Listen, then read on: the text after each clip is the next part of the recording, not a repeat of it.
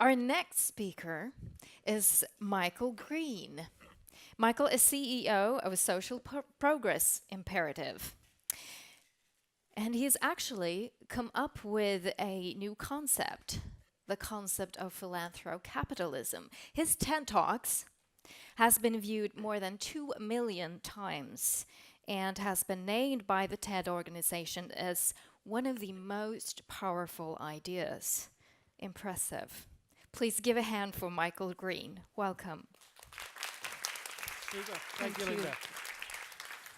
Good morning, everyone. I realise now it is 10 years ago since Matthew Bishop and I published the book Philanthrocapitalism. And in that last decade, I've been to a lot of conferences about philanthropy. And I have to say, I don't think I've enjoyed a better conversation than the one we've just heard. I think thank you so much. It was absolutely fantastic. I think informative, provocative, stimulating, absolutely fantastic. Also in the last decade, we actually released the book Philanthrocapitalism in September 2008, the day after Lehman Brothers went bust. If you're publishing a book, don't publish books then. And I kind of think of that moment as the time when the era of complacency ended. The era when we kind of thought everything's fine. The economic growth is going to take care of things and we'll just keep going and everything's going to be great. What we learned there was that so much of our economic growth, our economic progress was actually just a mirage, a phantom, and that there was so much wrong with our societies. And we've seen that in the years since with places like Tunisia and the Arab Spring, a country that was supposedly doing so economically well, but actually was clearly a society with many problems inside. And we've seen that also since the recovery, that in many ways, the economists have done their job right. The global economy is back up and running, but we still see so much anger that's reflected in the rise of populism in many places around the world. So I'm going to talk today about the work I'm doing now with the Social Progress Imperative on the Social Progress Index. And what we've done with this piece of work is to look at the relationship between economic development and social progress. And hopefully I've got a few slides that are going to come up in a moment. And so the assumption in the day's era of complacency was that economic growth was going to give us social progress. That was the model. And we've seen increasingly that we can't assume that's the case, that we're not guaranteed to get social progress if we have economic growth. Don't take my word for it. Take the word from Michael Porter, who's the chairman of our advisory board, the world's leading business guru, red in tooth and claw capitalist, registered Republican.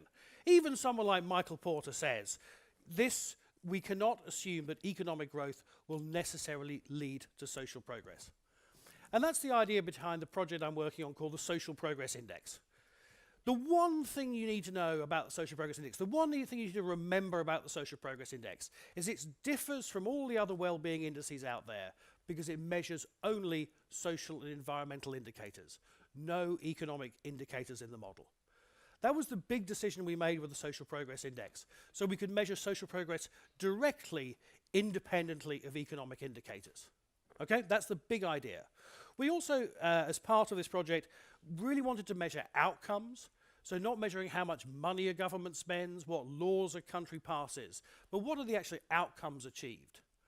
Also, we wanted to create something that was relevant for every country in the world, get past this sort of old north and south divide idea that is still dominating our thinking but doesn't reflect our world, and also fundamentally linked to our conversation today, something that actually could be actionable and drive change. So that was the idea behind creating the Social Progress Index back in 2013. All we had to do was define social progress. Now, we've been working on this since Aristotle. I don't claim to have cracked it, but we think we've come up with a definition of social progress that's pretty robust. And it's this. It's that a good society is one where the basic needs of survival of every citizen are being met. Essentially, food, water, shelter, safety. Secondly, a good society is one where every citizen has the building blocks of a better life, the foundations of well-being, education, information, health, and a good quality environment. And finally, a good society is one where everyone has the opportunity to pursue their hopes and dreams with rights, freedom of choice, freedom from discrimination, and access to the world's most advanced knowledge. Many of you will recognize that underpinning this is the work of people like Amartya Sen, the Mismeasuring Our Lives report by Stiglitz, Sen and Fitoussi of 2009. There's a lot of literature here that we've based this on. We've also tested extensively with politicians, economists, philosophers, people in pubs, and it's come through as a very sort of basically robust framework for defining what we mean by a good society. It also fundamentally is anchored in the Sustainable Development Goals. The fundamental concepts of the Social Progress Index are measuring what we're trying to get to in the Sustainable Development Goals. A critical global consensus on the kind of societies we're trying to build, which is one of the reasons why I think the SDGs really, really matter. Okay, so now we've defined the concepts of the Social Progress Index. Very quickly, I'll just explain to you is that we do no primary data collection. We take secondary data. We've tested hundreds of different indicators coming from the UN, the World Bank, polling organizations like Gallup, experts like Pew, to find 50 different indicators that will measure these underlying concepts. And then what we do is we combine those index with some statistical magic that I don't quite understand to then produce an aggregate score for a country on a rank of 0 to 100. So that's what the Social Progress Index is. What does it tell us? Well, I'm going to show you here on this chart where I've put social progress on the vertical axis, higher is better, and then on the horizontal axis, GDP per capita. Not in the index, it's there just for fun, just for comparison. Okay? So, the country in the world with the highest social progress is, in fact, Denmark. Sorry. Denmark.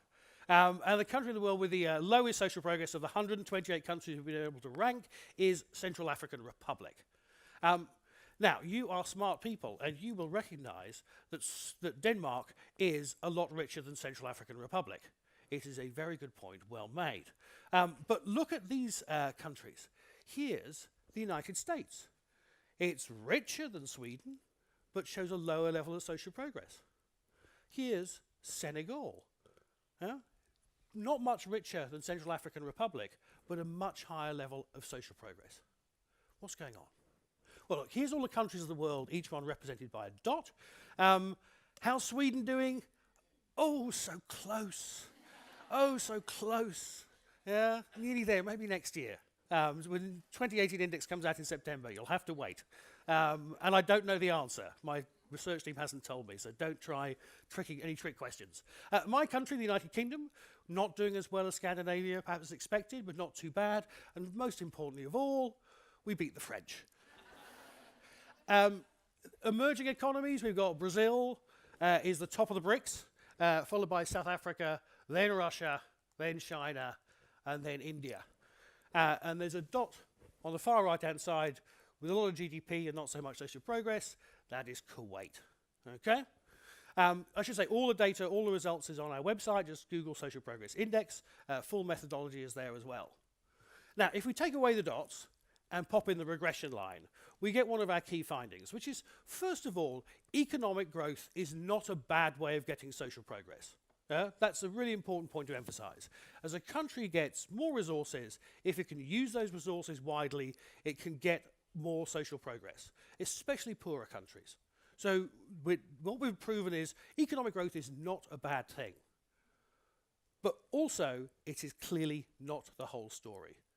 At any level of GDP per capita, there are opportunities for more social progress, risks of less.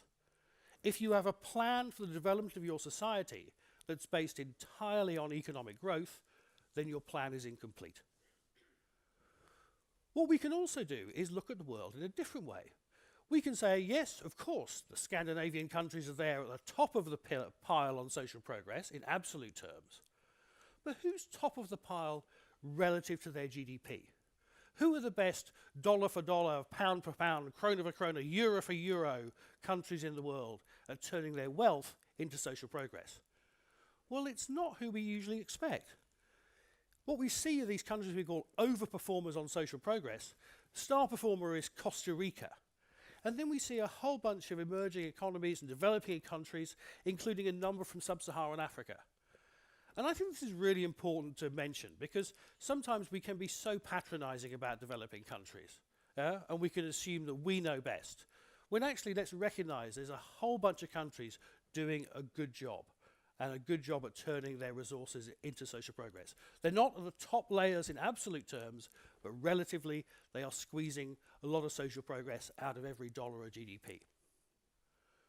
On the other way, there's a bunch of countries who are not doing so well, and perhaps those are sort of understandable. The bottom of the pile is Angola. Angola now has a lot of natural resource wealth. It's a middle-income country, but its social progress, quite frankly, sucks. So Angola is the worst country in the world at turning its GDP into real well-being for its citizens. We also see a lot of other resource extractive countries, from Saudi Arabia to Russia as well, countries affected by conflict like Afghanistan.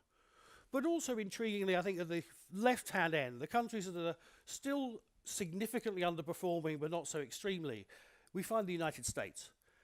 And this has been one of our big findings since we launched the first index in 2014, is the US is the only major industrial country that has consistently underperformed on social progress relative to its GDP.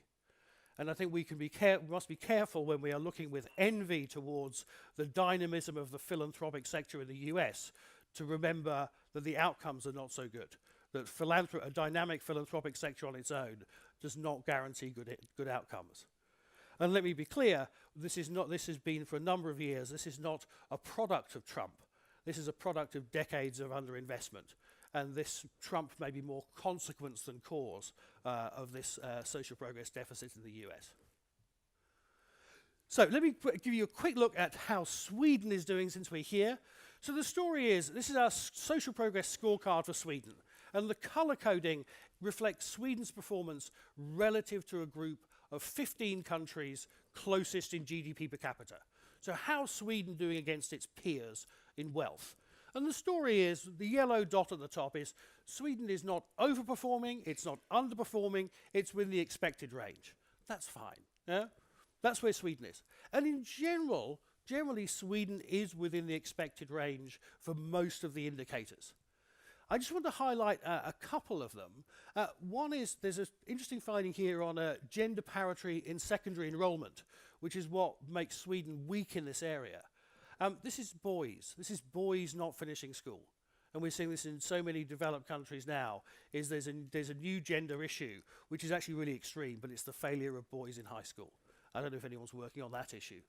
And then we also see some issues around freedom of religion and religious tolerance that we know are current issues in Swedish society.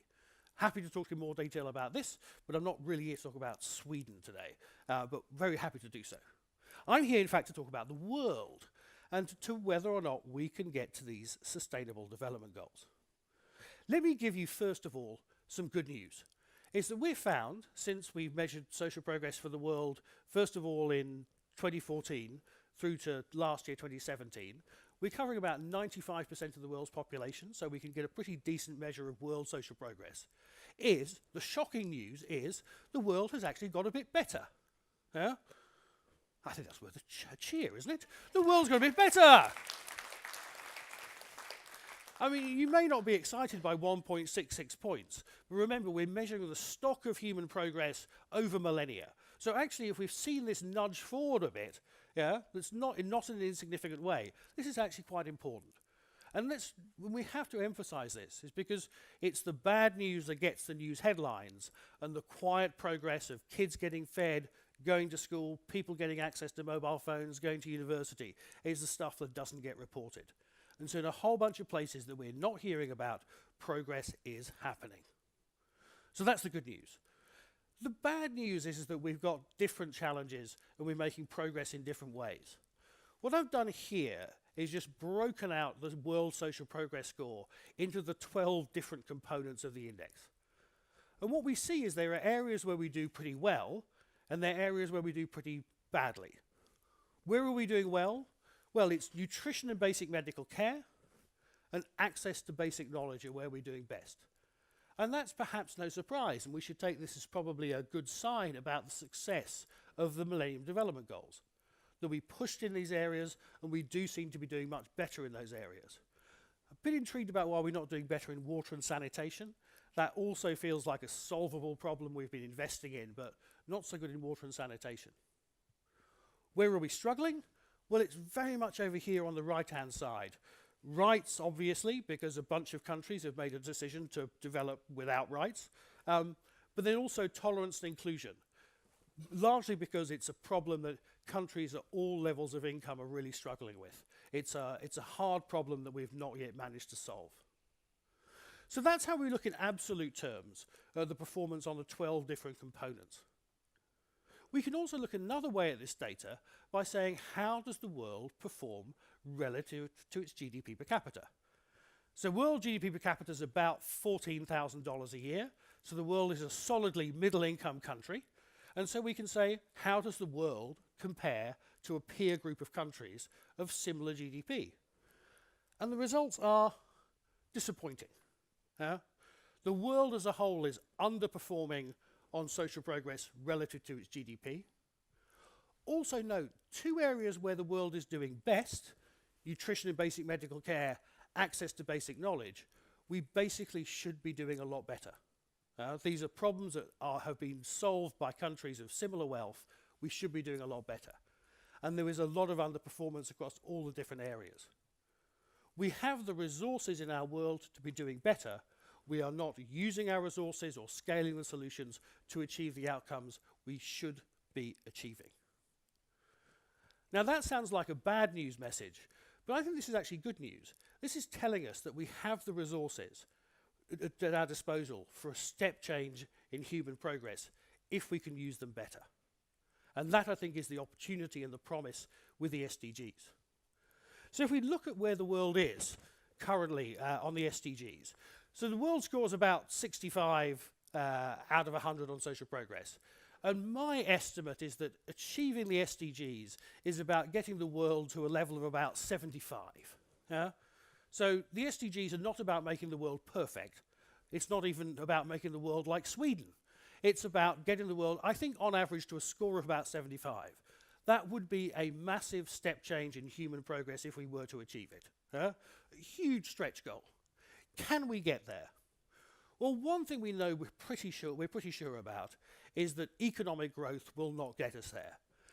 When the SDGs were launched, we did some work with our partners at Deloitte, doing some modeling to look at economic growth rates, and if economic growth was quite strong over the next 15 years, would that bring social progress anywhere near that 75 magic number? And their calculations really said no. Economic growth is not going to buy us very much social progress over the next decade and a half, because in some ways we've used up the quick wins. We're now facing hard problems that economic growth is not going to solve. Fundamentally, we're going to need different solutions. And so one thing we're doing with the Social Progress Index is trying to find those different solutions. We're working with the European Commission now. They've adopted the Social Progress Index. This is now being integrated into EU cohesion policy as part of this Social Vision Europe. We're working in India, we're working in Latin America and a range of other different places to get this data to help governments, business, civil society to do things differently. Because fundamentally we manage what we measure. If we measure progress differently, if we put social progress alongside GDP to deliver the SDGs, there's enormous potential to drive the needed productivity revolution in the social sector. The world is here now. Countries like Costa Rica show us the world could be much better. If we can organize and mobilize our resources differently, the SDGs could be within reach. But whether they are or not is down to us. Thank you.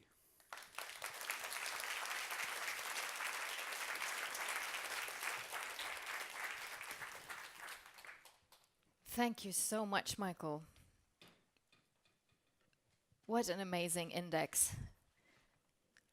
I think this could be very helpful for philanthropists just starting out, or even philanthropists that's been around the block for a while. Is there a quick question for Michael? I had one on the screen. We're a bit running short, but let's hit that one question on the Menti here. To collaborate is crucial but tricky. Any learnings to share on how to manage or coordinate collaborations and still be effective? Yeah. Thanks, Linda. It's a great question. I mean, we believe that collaboration fundamentally means having a shared language. And what we've found is that the shared language of data can really help collaboration. One of the projects we did was actually in the Amazon region of Brazil. Coca-Cola took the social progress index methodology to measure the social progress of a particular community that was critical for their supply chain. In creating this clear measure of what the real situation of that community was, one, it came up with some surprises. The needs of the community were not what everyone thought they were. Always get some data on that. Yeah, don't just presume.